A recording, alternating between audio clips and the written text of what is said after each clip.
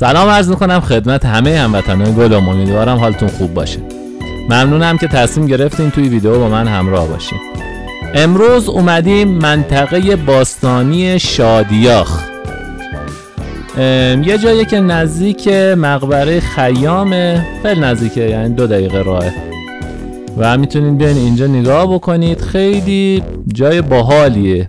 اینجا نگاه کنید چقدر کوزه و اینا شکستن. بعد اینا هر بخشیش مثلا اینجا انبارشه، هر قسمتیش تابلو زدن که چیا بوده و اینا. خیلی جای باحالیه. قدمتشو بخوام بهتون بگم، قدمت اینجا برمیگرده به سده 3 هجری قمری، تقریبا 1000 خورده سال پیش، 1100 سال پیش تقریبا. بعد اینجا هم یه جایی بوده که امیرا، اشرافا، هنرمندا، نویسنده ها اینا اینجا زندگی میکردن. بعد این محله هم یه کسی به نام عبدالله ابن طاهر یه کاخی میاد اینجا میسازه که بهش شادیاخ میگن. بعد در دوره طاهریان، سلجوقیان اینجا هم مرکز فرماندهی امیران بوده. ولی خب بخت باهاشون یار نبوده دیگه.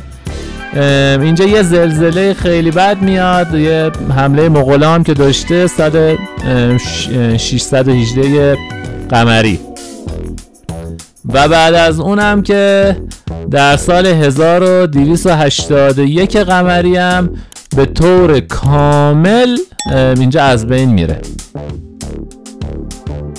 بعد جالبه که بدونین اینجا خب همونجوری گفتمتون همش افراد مثلا سپهسالار و اینا اینجا زندگی میکردن. یه جایی بوده که جای نظامی و سیاسی اینا رو اینجا تصمیم گیری میکردن.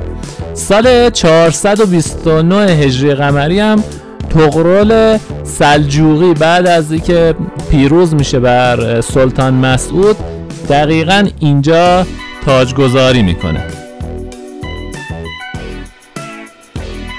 بعد این منطقه از سال 1379 دیگه شروع میکنن به اینکه بگردن ببینن اینجا چه خبر. نگاه کن اینجا اسکلتایی هم اینجا هست که اینا توی اون زلزله عظیمی که میگم اومد اینجا کامل ویرون شد، این اسکلتا معلومه اینجا.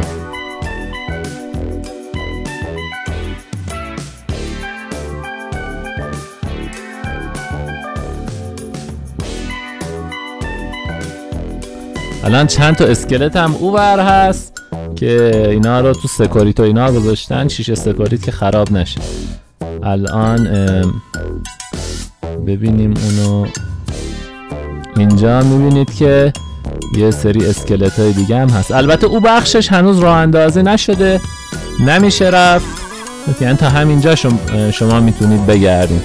بقیه رو همینجور دارن آروم آروم تکمیل میکنن که بشه داخلش مثل اینجا قدم زد.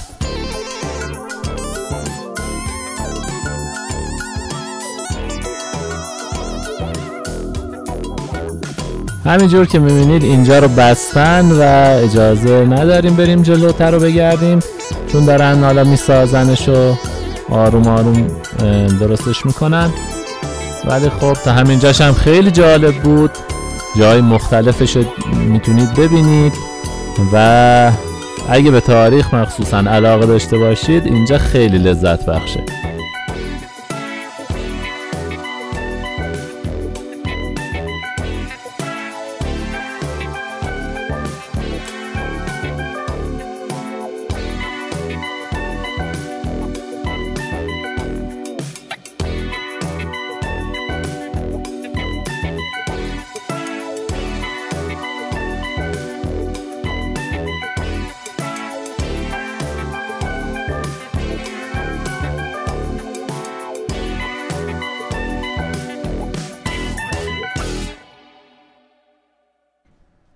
امیدوارم که از دیدن این ویدیو لذت برده باشید.